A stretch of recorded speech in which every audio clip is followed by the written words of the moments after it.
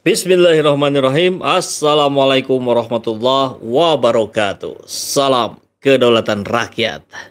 Sahabat semua.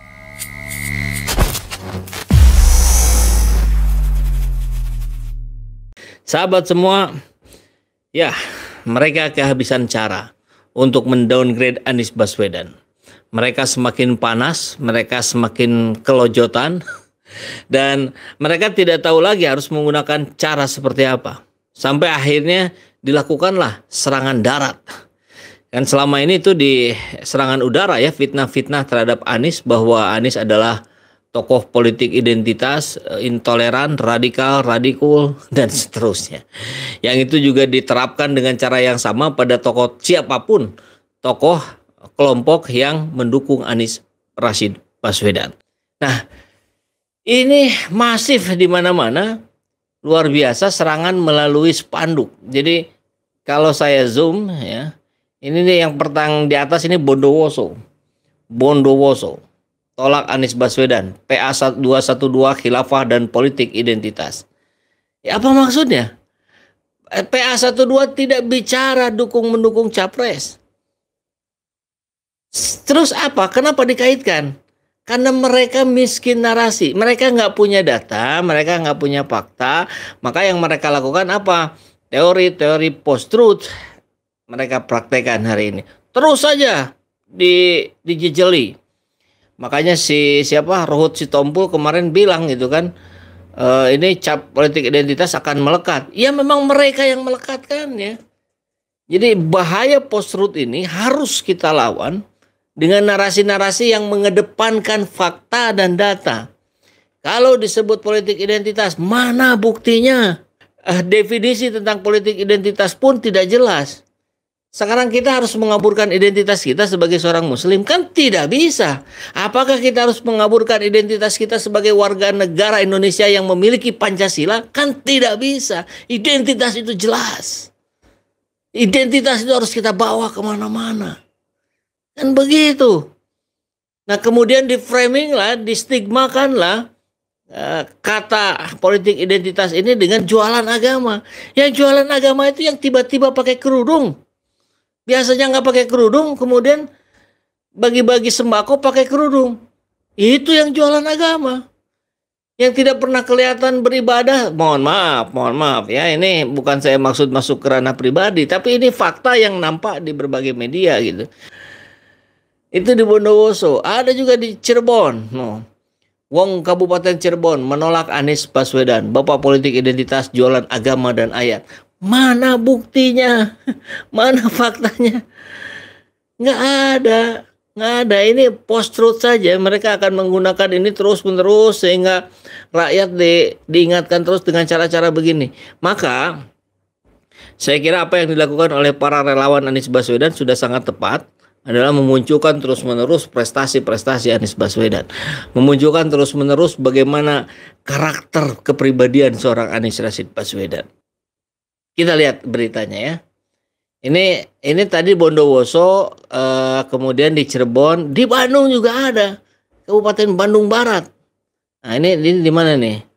Di Zoom kelihatan nggak? Aduh nggak kelihatan ya. Nah. Mana prestasi selain memecah belah bangsa? Gubernur nggak ada prestasi mau memimpin Jakarta. Mimpi kali ya. Prestasi sudah bejibun. Jadi dia menutup mata, menutup telinga, bahkan menutup hati dari prestasi-prestasinya Anies.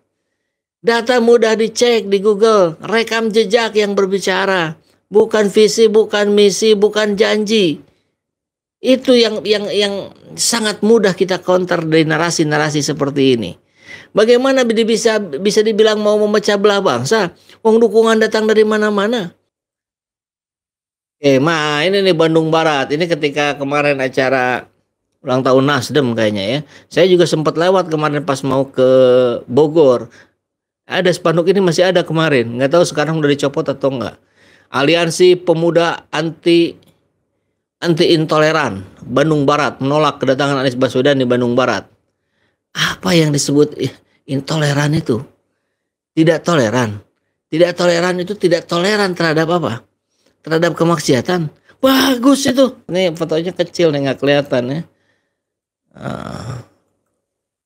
kita sudah masuk beritanya deh. Detik Jatim. Spanduk tolak Anies Baswedan sampai kiamat. Ngeri kali tuh. Dia mau hidup sampai kiamat. Bertebaran di Bondowoso. Bondowoso, Jawa Timur, Indonesia menolak Anies Baswedan, politik identitas. Sama, narasinya sama. Jadi ini sudah jelas dilakukan dari pusat. Kemudian di-share. Oke, desainnya beda ya. Ini pasang di sini, tambahin kotanya. Coba kita cek langsung pada warga Bondowoso. Coba kita cek langsung pada warga Kabupaten Barat, Kabupaten Bandung Barat. Coba kita cek langsung pada warga Kabupaten Cirebon. Saya yakin mayoritas malah mendukung Anies Baswedan. Pasti ini sebaliknya. Sejumlah, oke, kita gedein dikit ya. Sejumlah spanduk berisi penolakan Capres Anies Baswedan terpasang di sejumlah titik di Kabupaten Bondowoso. Spanduk itu diduga sengaja dipasang untuk menjatuhkan citra Anies. Pembuat spanduk tersebut mengatasnamakan dirinya pejuang Nusantara Indonesia Bersatu. Waduh, saya yakin ini ngarang ini namanya nih. Kalau enggak bisa dicari tahu, bisa didatangi, ini ditanyakan maksudnya apa. Tapi biasanya orang-orang yang begini kan anonim, mereka bersembunyi di balik nama-nama palsu. Ini memang banyak-banyak yang palsu-palsu hari ini ya.